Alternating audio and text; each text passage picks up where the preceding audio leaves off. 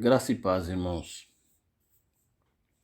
Há quem diga que a etimologia da palavra discutir vem de sacudir de si, e que então a importância de discutir é ouvir a opinião de outra pessoa para que eu possa sacudir de mim as ideias que porventura eu tenho errado.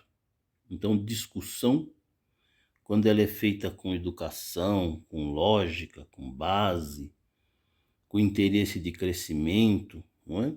A discussão, então, é algo sadio, importante, indispensável para que haja crescimento.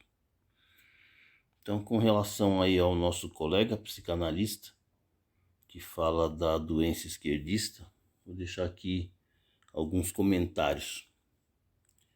Como eu sempre digo e repito, eu não sou de esquerda nem de direita. Eu sou do PBS, Partido do Bom Senso. Onde quer que tenha bom senso, tenha lógica, justiça, coerência, é aí o partido a que eu pertenço, independente de quem traga a proposta. Vou fazer algumas considerações aqui. Provavelmente vou escandalizar alguns irmãos e vou perder alguns amigos, mas vamos lá. Vamos direto ao assunto. Na minha opinião, Jesus Cristo é de esquerda. Porque a esquerda pressupõe comunismo. E quando Jesus diz, aquele que tiver 2 túnicas reparta com quem não tem, ele está propondo então não o capitalismo, onde cada um cuida só de si, dos seus próprios interesses, da sua própria economia, mas Jesus está propondo uma vida comunitária. Eu provo isso em Atos dos Apóstolos, onde lá está escrito que eles tinham tudo em comum e a ninguém faltava coisa alguma. Então a sociedade de Atos dos Apóstolos é uma sociedade comunista. Ananias e Safira, eles morrem porque eles pecam contra essa comunhão. A Bíblia não é capitalista. Está escrito, se tiverdes o que comer e com o que se cobrir, estejais com isso contentes. A diferença entre o comunismo cristão e o comunismo político é que o comunismo cristão se estabelece pelo amor e não pela força da lei. Cada um de nós, olhando para uma situação, percebe a situação de uma determinada maneira. Eu percebo todos os servos de Deus da Bíblia como de esquerda. Vou explicar. Moisés é de esquerda, Faraó é de direita.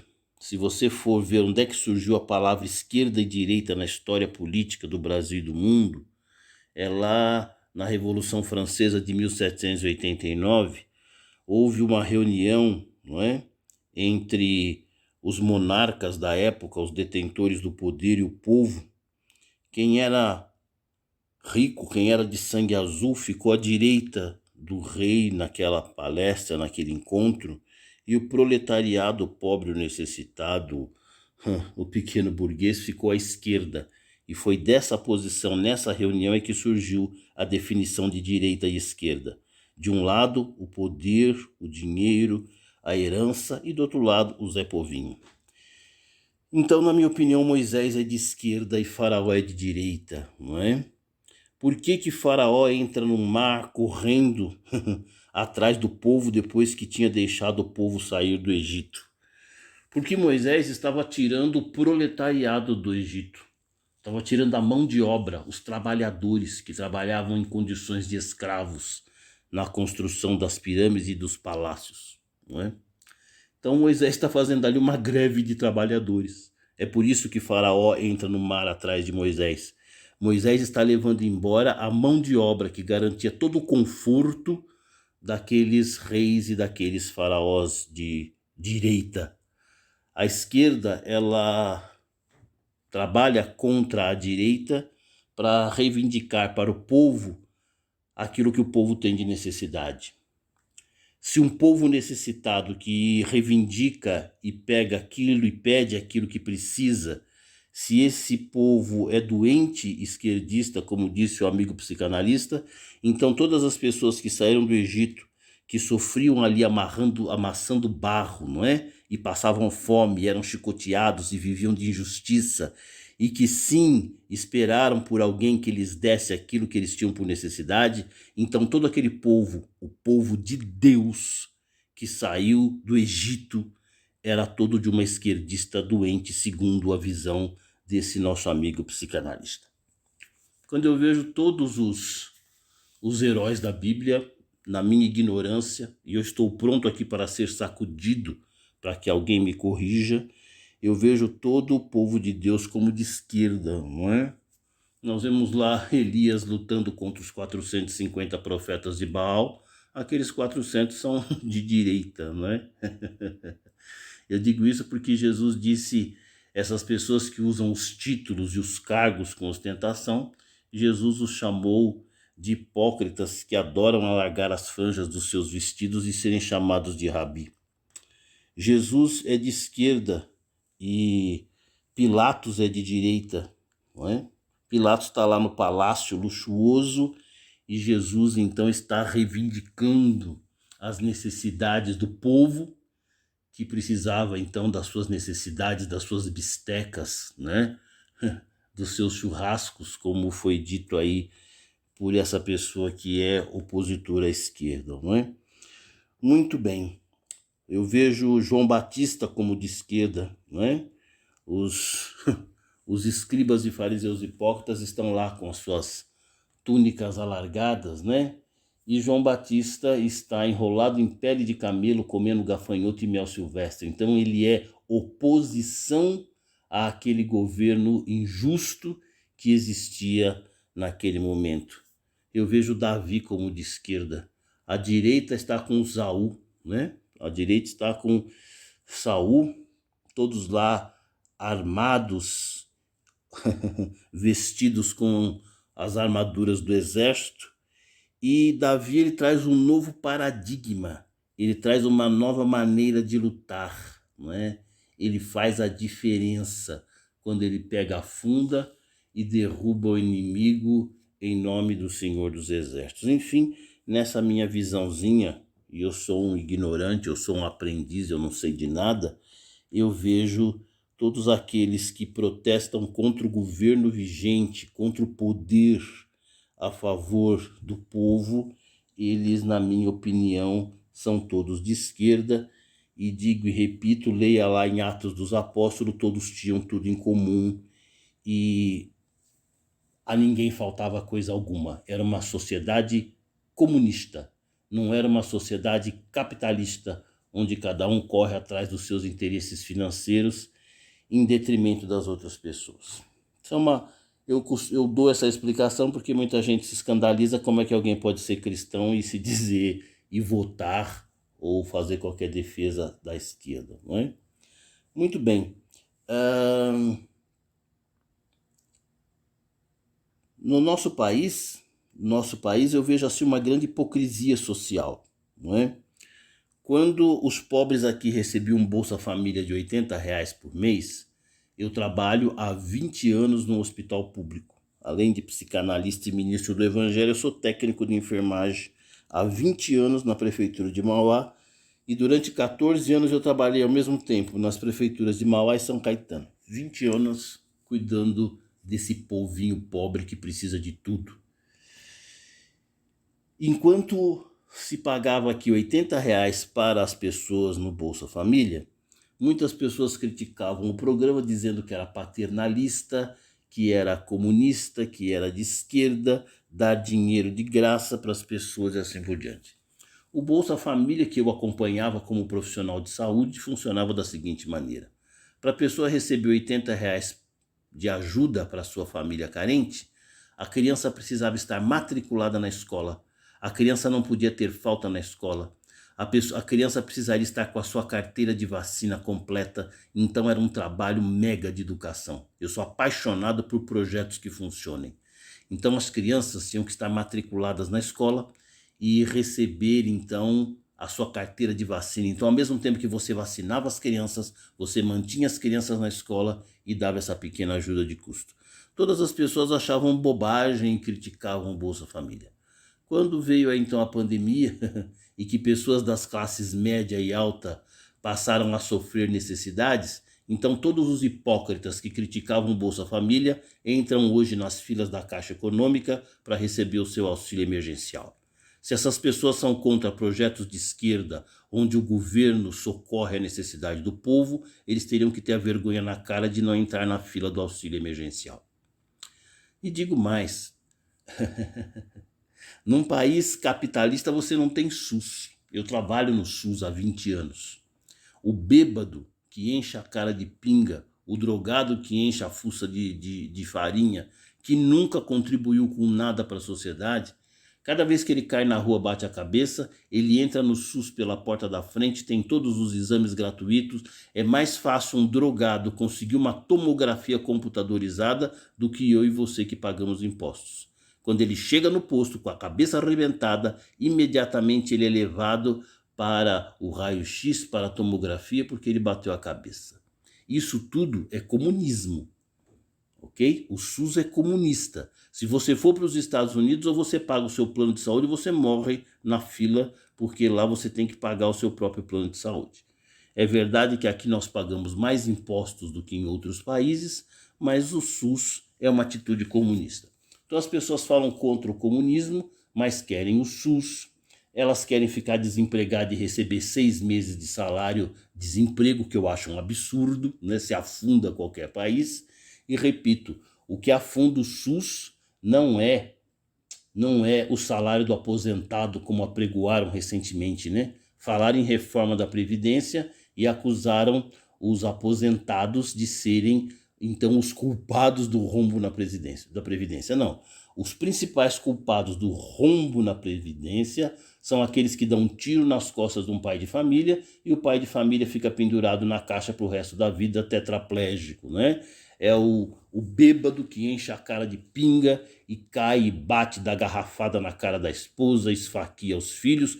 Todo esse lixo da sociedade cai lá nos hospitais onde eu trabalho, não é? Então eles é que afundam a Previdência com tudo isso e não o aposentado. Então são só algumas ideias para nós refletirmos um pouquinho, não é?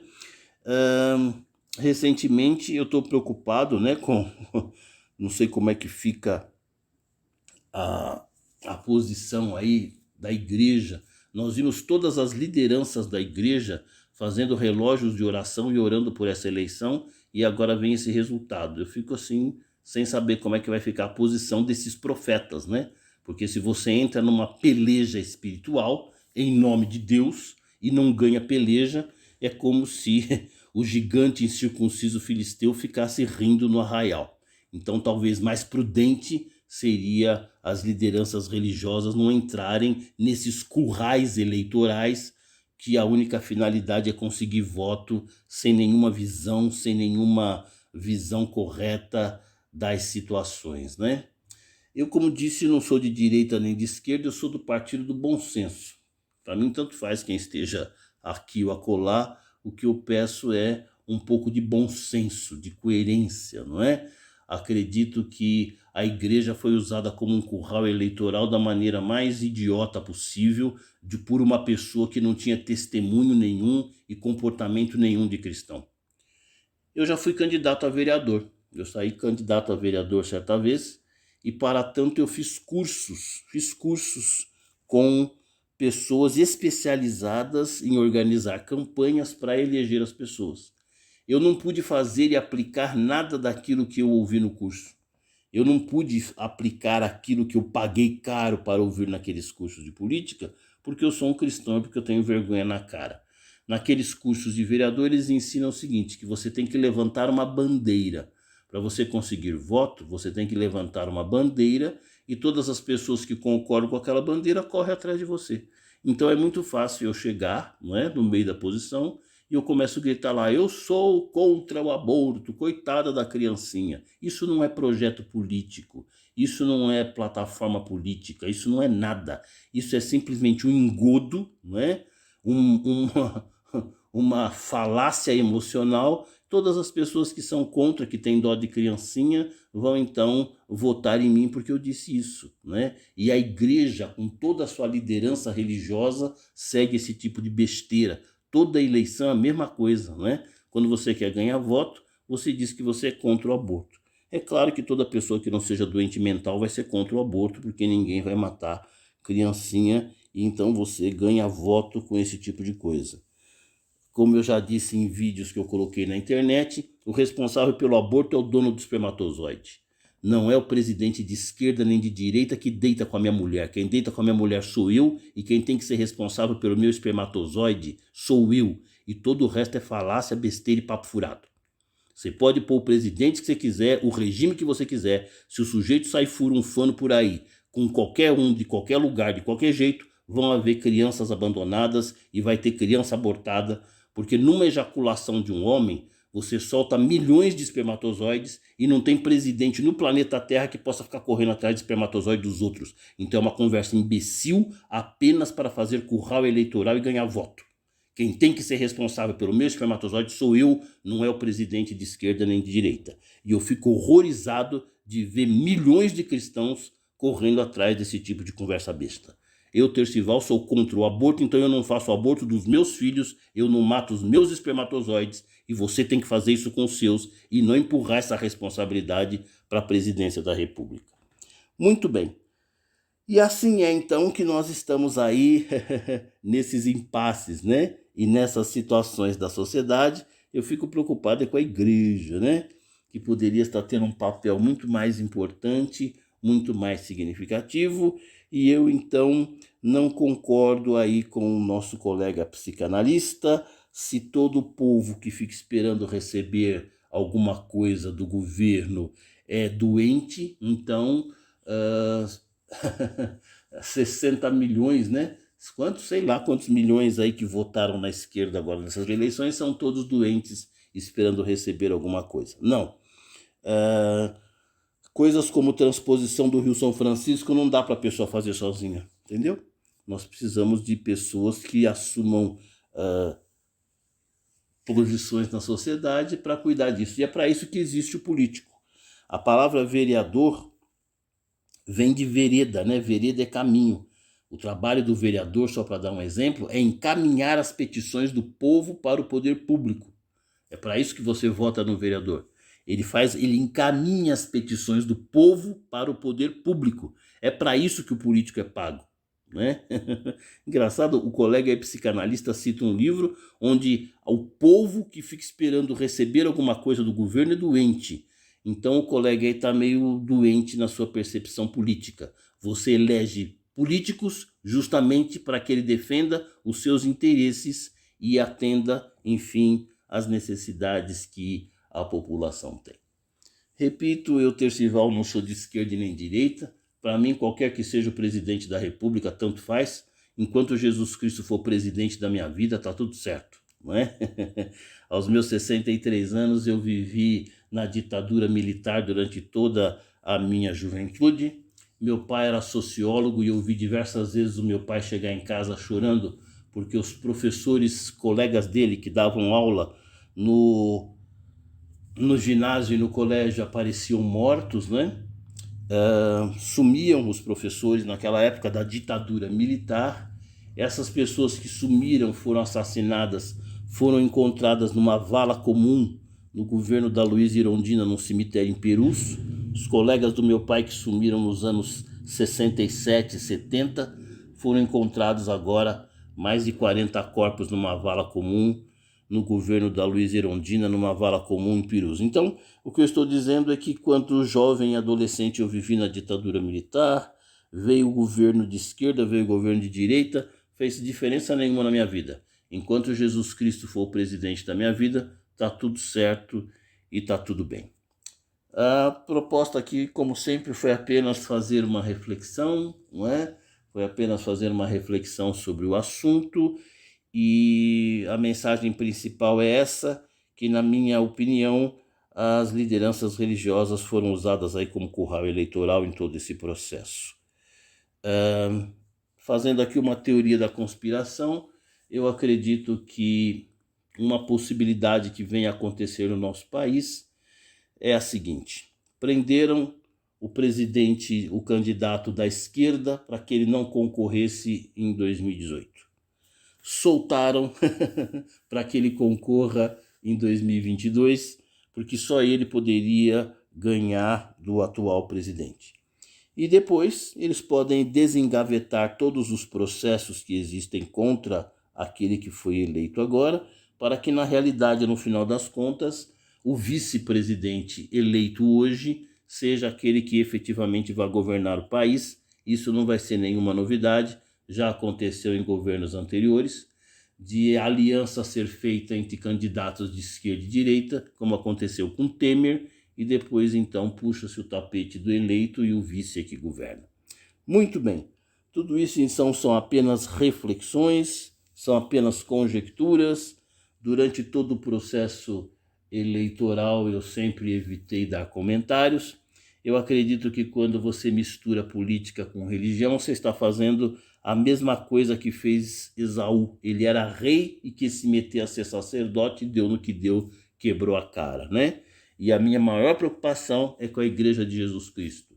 Quando você coloca um ministro da educação e faz um alarde medonho dizendo que ele é pastor e depois ele vai preso, você só suja e emporcalha o nome do evangelho, né? Então, quanto menos se misturar essas coisas, é melhor. Agora seria necessário que o povo buscasse mais conhecimento, mais sabedoria, e ao invés de entrar em pelejas, né? Se o indivíduo, se o cristão dobrasse o joelho no chão, não é? Fechasse o olho e perguntasse, pai, em quem eu devo votar, ao invés de participar de tanta chocarrice, de tanta besteira, eu acredito que nós faríamos coisas melhores no país do que todas estas confusões, né? Os governos, a minha preocupação, eu não peço nada para mim, eu não preciso de nada, eu nunca precisei de nada para mim. O meu Deus me dando saúde para levantar da cama, o resto a gente corre atrás e Deus tem nos abençoado dessa maneira. Qualquer um que entrar no meu site, www.deusebom.com, vai ver toda a minha militância nesses 41 anos de Deus é Bom, sempre buscando aí benefícios, né, para as pessoas, para os necessitados e assim por diante, não é? Então a nossa preocupação realmente é com o Zé Povinho, e eu nunca vi nenhum governo fazer tanto projeto em favor da população como fizeram esses chamados projetos de esquerda, né? Eu vi as faxineiras do hospital em que eu trabalho chegarem chorando porque os seus filhos entraram na faculdade, coisa que elas nunca podiam imaginar. Eu vi os meus bichinhos de Jacó, os meus pobrinhos, viajando de avião, comprando carro zero, não é? Fui olhado com atenção para essas pessoas. Outra coisa que eu preciso comentar é que não é que um presidente seja a favor do aborto ou que ele seja a favor do homossexualismo. Acontece que a pessoa que aborta e a pessoa que é homossexual ela também é brasileira. E se ela faz um projeto, se ela faz uma petição, se ela faz um abaixo-assinado, se ela reivindica um direito, o presidente tem que dar atenção para essas reivindicações. Uma pessoa que quer defender apenas os interesses nossos, que somos evangélicos, essa pessoa não pode ser presidente da República. Ele tem que ser candidato a pastor.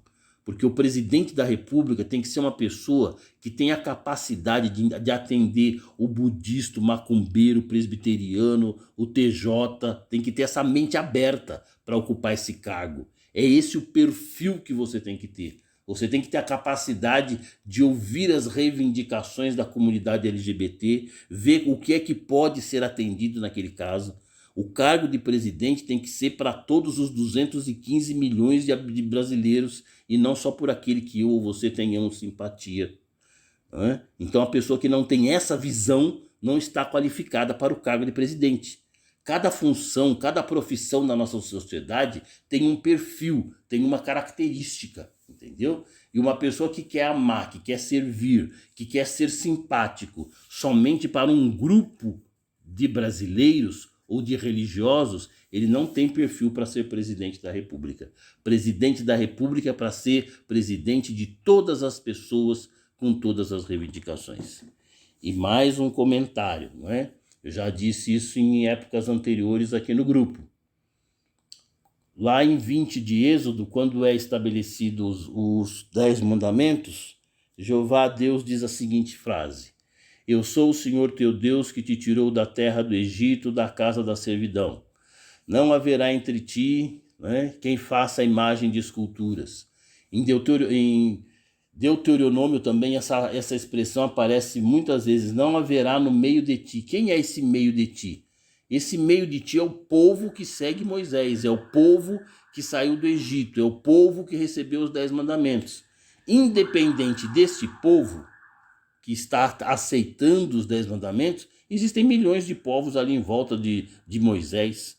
Quando ele derruba lá as muralhas de Jericó e quando ele encontra lá os amalequitas e todos aqueles povos, são outras pessoas que vivem no mesmo planeta e que não seguem o mesmo Deus. Na nossa sociedade hoje é da mesma maneira. Nós somos evangélicos, mas nós temos a comunidade LGBT e eles também são brasileiros, também pagam impostos e quer gostemos ou não gostemos deles, eles são cidadãos do Brasil e têm direitos e deveres.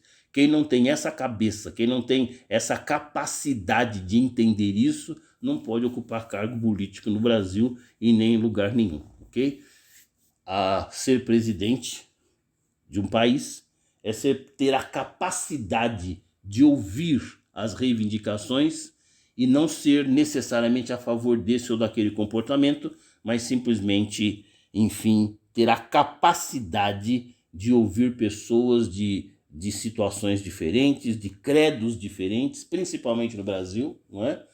Com essa parcialidade que foi instaurada no atual governo, o Brasil, que sempre foi um lugar onde diversos credos diferentes coabitaram em paz, cada um tendo o direito de crer e seguir aquilo que bem entende, correu o risco, né, de se tornar um palco de ódio religioso, racial e de gênero, não é?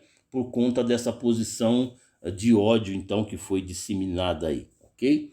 Muito bem, como sempre, esperando aí ter contribuído. Claro que eu vou escandalizar muita gente e vou perder mais alguns amigos nisso, né? Mas eu costumo dizer que eu não tenho nenhuma virtude. Eu, Tercival, não tenho nenhuma virtude e o meu maior defeito é ser franco. Que Deus nos abençoe. Em tempo, eu vou falar e quem tiver ouvidos para ouvir, ouça. A função de quem está no governo, como eu disse, é criar projetos. Eu sou apaixonado por projetos que funcionem. Como eu disse, eu trabalho há 20 anos na prefeitura de Mauá. Nós tínhamos ali só o Hospital Nardini. Em 20 anos eu vi entrar diversos prefeitos e governadores do estado. Cada um deles que começava uma nova eleição passava uma tinta nova na fachada e o povo sofria amontoado nos corredores constantemente, se via a manchete do nosso hospital com as pessoas amontoadas e morrendo literalmente nos corredores. No governo de Dilma Rousseff, ela instalou 4 UPAs. Então, só para quem não sabe, eu vou explicar o que é uma UPA, né? Todas as pessoas que tomavam posse do governo em Mauá diziam que nós precisávamos ter mais um hospital. Então, o que é projeto? O projeto é você ter a capacidade de analisar uma situação e oferecer uma solução. Aquele governo, ao invés de se preocupar em construir mais um hospital, construiu 4 UPAs na cidade. Como é que funcionava essa construção da UPA? A prefeitura do município entra com o terreno e o governo federal entra com toda a estrutura, prédio, equipamento, funcionários e até o nosso uniforme veio todo desse projeto. Uma UPA funciona 24 horas e nas UPAs nós temos sala de emergência. Eu quero só destacar esse ponto para vocês entenderem porque eu sou apaixonado por projetos, né? Então a UPA funciona 24 horas e na UPA tem sala de emergência. As pessoas não sabem o que é uma sala de emergência. Isso significa que foi colocado nos bairros próximos a mim e você, foram colocadas UTIs. Na sala de emergência você tem leitos, né, de UTI. A população não sabe o que é um leito. Quando fala que foram abertos 10 leitos de UTI, as pessoas que não são da área pensam que um leito é uma cama com colchão em cima. Não. Um leito é uma cama, sim, com colchão, mas tem um respirador, aquele respirador que vocês viram aí, todo mundo desesperado na época da pandemia. No lado de um leito de UTI tem que ter um respirador, tem que ter uma bomba de infusão contínua, tem que ter um aspirador de secreções. Para ter um aspirador e tudo isso, você tem que ter uma régua na parede, que é uma régua com oxigênio, com ar comprimido. e tudo isso está ligado a um torpedo do tamanho de uma casa que fica no quintal, onde o oxigênio ali é depositado. Tem que ter toda essa estrutura, né? Física. Você tem que ter todos os medicamentos que são usados nesse leito. Para cada leito, você tem que ter um médico, um enfermeiro, 4 técnicos para se revezar nos plantões. Você tem que ter nutricionista, alimentação, cozinha. Você tem que ter lavanderia, roupa para essas pessoas, né? A roupa de cama que essa pessoa vai usar, enfim. Então, ali eu não estou dizendo de coisas que eu ouvi no fake news ou que alguém postou. É o meu trabalho, é ali que eu trabalho há 20 anos. E o que eu quero destacar é o seguinte: além dessas 4 UPAs de Mauá nas quais eu trabalhei e trabalho, na Vila Magine, na Cis, no São João, no Zaira, não é? São as 4 UPAs de Mauá. O governo Dilma instalou mais de 500 UPAs iguais a essas em todo o Brasil. Na época, eu consultei quantas estavam sendo instaladas, haviam 535 em funcionamento espalhadas por todo o Brasil. Cada UPA tem de 3 a 4 leitos de emergência, com toda essa estrutura que eu disse para vocês. Isso tudo não foi feito correndo a toque de caixa quando chegou a pandemia, como foram feitos os hospitais de campanha.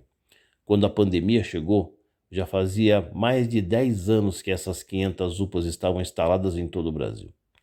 E eu fico pensando o que teria sido da pandemia sem as UPAs, não é?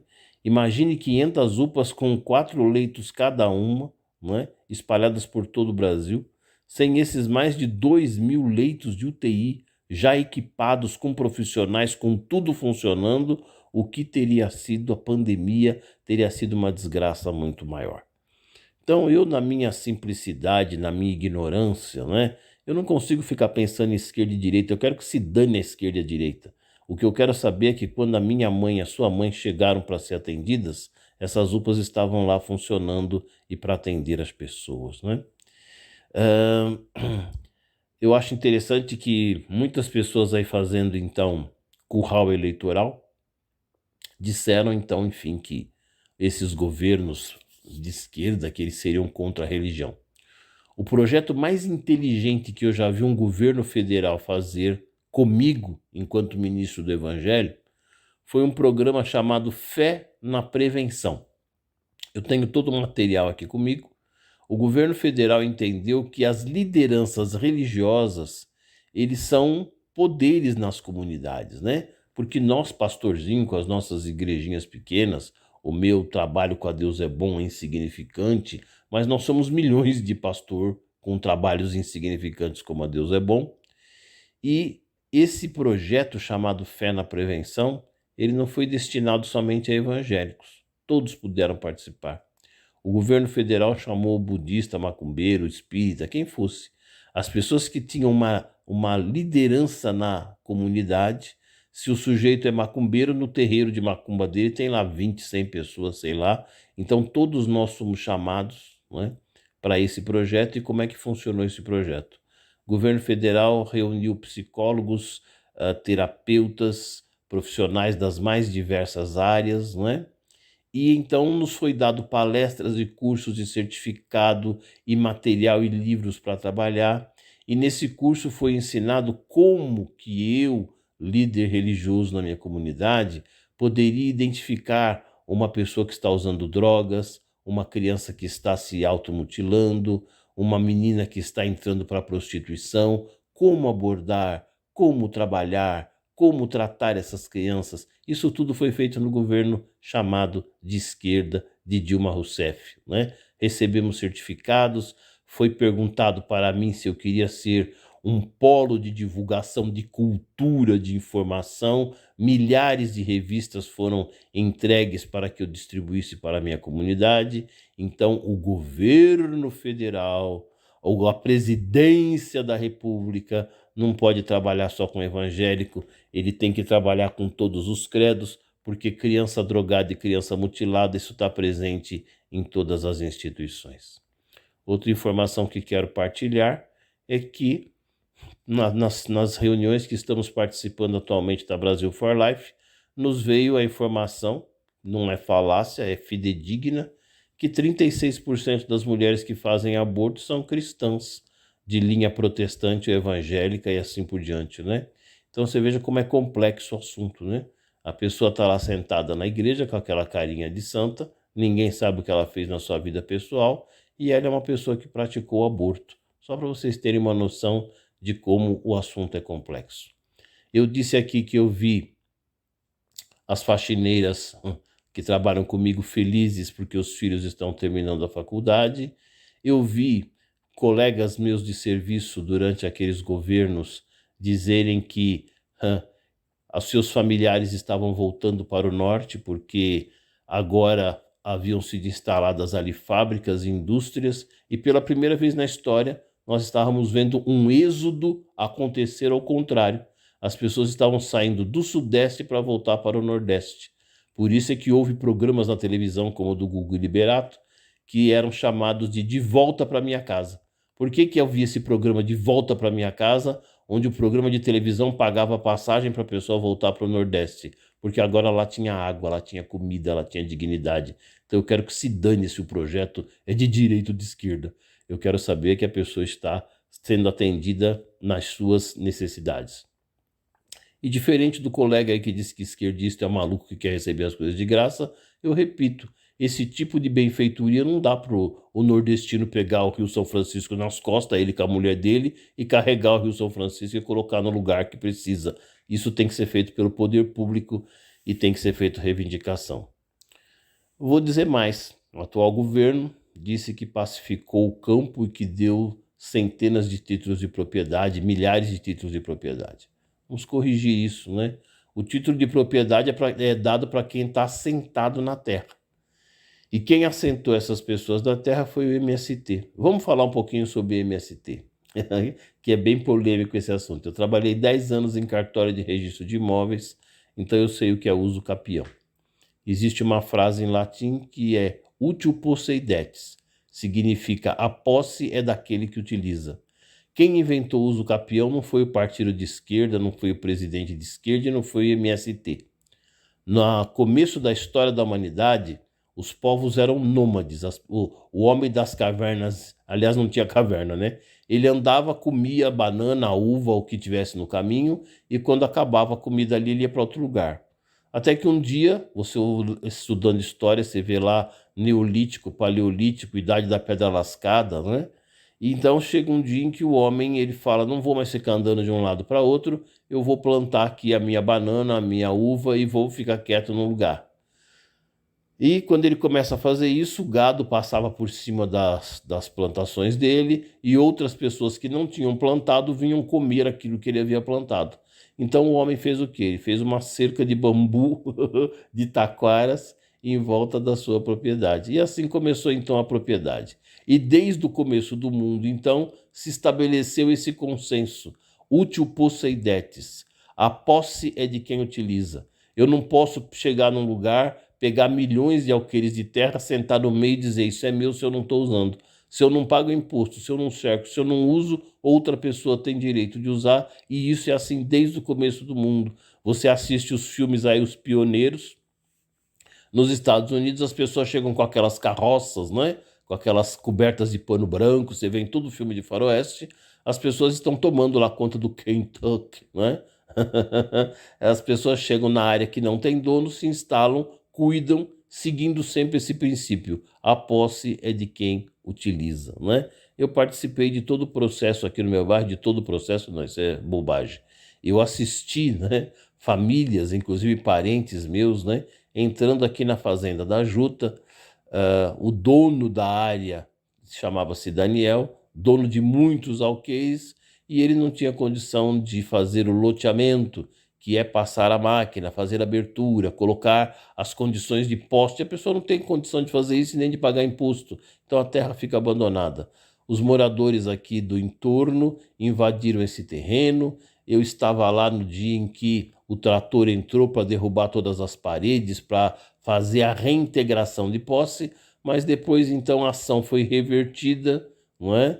E acabou sendo uma bênção para o Daniel, que era dono do terreno, porque o povo que havia invadido foi na Planacon, que era a imobiliária na questão, e passaram a pagar as suas mensalidades, aquilo que o dono do terreno nunca teve condição de fazer sozinho, os invasores acabaram fazendo, pagando. Hoje, quando você toma o metrô e quando você pega o monotrilho, né, você passa e você vê lá, Estação Fazenda da Juta. Quem fez isso, quem fez aquilo ali virar o que é hoje, foram os pioneiros que entraram naquele lugar, não é verdade? E urbanizaram, e organizaram, e fizeram funcionar. Eu sou apaixonado pelos bichinhos de Jacó. Na, eu tive um aluno de datilografia que fez faculdade de jornalismo e criou o Jornal da Juta. E quando ele lançou o primeiro Jornal da Juta, ele me convidou para escrever alguns artigos nesse jornal. E ali então ficou documentado em 1998 a nossa participação naquele lugar. Enfim, uma história fantástica.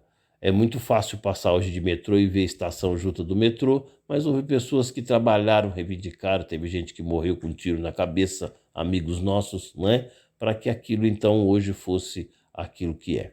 Então é isso, é ampliar um pouquinho a nossa visão, né? Ter uma visão um pouquinho mais ampla das situações, ok? Quando o governo federal, que está no governo hoje, diz que entregou títulos de propriedade, ele entregou títulos de propriedade para as pessoas que estavam no assentamento, são pessoas que reivindicaram seus direitos durante anos, então agora ele está apenas entregando o título de propriedade. Foram muitos benefícios, né? Outra coisa muito interessante que foi feito no governo de esquerda, nós temos aí a longevidade, né? As pessoas estão ficando de idosas e as famílias não conseguem pagar asilo e nem pagar cuidador. Então esse é o problema, veja que interessante. Todo mundo sabe que esse problema está acontecendo, mas qual é a solução? O que é que se fez? O que é que se faz? O que é que se pode fazer para ajudar essas famílias? O governo federal, no governo Lula e Dilma, criaram um curso de cuidador de idosos, reuniram 50 profissionais de novo, gerontólogos, que são os que cuidam dos idosos, né? Os gerontólogos, os ortopedistas, fisioterapeutas, enfermeiros, psicólogos, 50 profissionais se reuniram e criaram então uma apostila sobre cuidar de idoso, porque em toda a família, de repente, algum parente, de repente, ele é tomado na situação em que ele precisa cuidar do idoso, do doente, ele não tem nenhum preparo. Então, essa apostila foi disponibilizada na internet, no meu site essa apostila está lá. Eu, Tercival, muito atrevido, percebi que esse projeto do governo tinha um pequeno detalhe que podia melhorar. Esse curso não tinha prova para avaliar o conhecimento de quem estudasse e nem certificado. Então eu dividi essa apostila de 300 páginas em 10 capítulos de 30 páginas cada um, elaborei questões sobre cada um desses capítulos, passei a distribuir, a divulgar essa apostila. Então, os alunos fazem a prova e recebem da minha escola, do meu trabalho, o certificado de cuidador de idoso. Além dessas pessoas ficarem melhor preparadas para cuidar do seu paciente, do seu pai, da sua mãe na sua casa, essas pessoas passaram a ter profissão e poder ganhar salário trabalhando como cuidador. Então, meus queridos, eu estou tentando mostrar para vocês a diferença entre você fazer estardalhaço, sair na rua gritando besteira para ganhar voto, e você criar projetos que beneficiem as pessoas, né? Então, esses são alguns dos projetos que eu participei, acompanhei, e não me interessa de quem seja, interessa que atenda, enfim, às necessidades do povo. Uma outra medida do governo de esquerda que foi muito útil no meu ministério foi determinar, o governo de esquerda determinou que alienação parenteral é crime. O que é alienação parenteral? É quando o pai e a mãe se divorciam e eles ficam brigando, e eles ficam discutindo pensão alimentícia, e as crianças, eu atendo muita criança no consultório de psicanálise porque eu sou pedagogo, lecionei em escola pública e acabo sendo procurado por essas famílias. E a criança fica doente, a criança fica com depressão, a criança fica com TDAH, porque o pai e a mãe ficam brigando, a mãe ameaça pôr o pai na cadeia, assim por diante. No governo de esquerda aí anteriormente, foi determinado que a alienação parenteral é crime, ou seja, ficar discutindo, infernizando a cabeça da criança por causa dessas coisas, foi considerado crime no Brasil. Isso no meu consultório foi uma bênção. Toda vez que eu pego esse tipo de situação, eu digo para os pais, se eu receber outra queixa que vocês estão fazendo isso na frente da criança, eu denuncio vocês no conselho tutelar. Quando vocês quiserem brigar, vocês vão brigar no raio que o parta, mas não perto do meu cliente, não perto da criança. Isso tem sido uma bênção, né? Quando eu advirto os pais que isso é crime. A criança fica doidinha. A criança vai fazer automutilação, vai se prostituir, vai usar droga numa casa toda bagunçada, né? Então foi mais um dos muitos benefícios, né, que eu observei pessoalmente nesses serviços. Repito, eu não sou de direita nem de esquerda, eu sou do PBS, do Partido do Bom Senso, onde tem projetos bons que atendem a comunidade, é com esse que eu vou. Aqui no meu bairro, se você pegar o meu site, eu trabalhei com seres humanos de todas as idades, desde o berçário. Eu tinha berçário para criança, porque as mães não podiam trabalhar, porque a escola pública só pegava a criança a partir dos 3 anos. Então eu criei o berçário Gugu Dadá. Mamãe vá trabalhar, nós cuidamos do seu bebê. Então nós tínhamos o berçário para cuidar de crianças menores de 3 anos. Depois nós tivemos a pré-escola. Nossa pré-escola alfabetizava as crianças com 6 anos de idade. Eles liam melhor do que os caras de 16 hoje, porque nós usávamos cartilha Caminho Suave. Depois nós trouxemos aqui cursos profissionalizantes. Nós tínhamos alfabetização de adulto, tínhamos curso de computação, telemarketing, enfermagem, enfim, tá tudo lá no site para quem quiser ver, né? E todos esses projetos que nós criamos ao longo dos anos, eu nunca recebi 1 centavo do governo e nem dízimo de igreja. Era tudo projeto feito com a comunidade, entendeu? Reuni os pais e diziam, vocês precisam de ir para a escola? Tá. Quanto que nós vamos cobrar? Quanto que vai pagar? Como que vai funcionar? E tudo isso então acontecia sem... Nunca recebemos 1 centavo do governo e nunca recebemos 1 centavo de ministério nenhum de igreja, e nós beneficiamos aqui milhares de pessoas com esses projetos comunitários. E com grande dificuldade, sempre com grande dificuldade, né? Até que, no governo Marta Suplicy, ela instalou aqui na região o Céu Rosa da China, né? As crianças do meu bairro, eu moro vizinho à favela do Jardim Elba, e as crianças do nosso bairro, as meninas se prostituíam por moedas de R$1, né?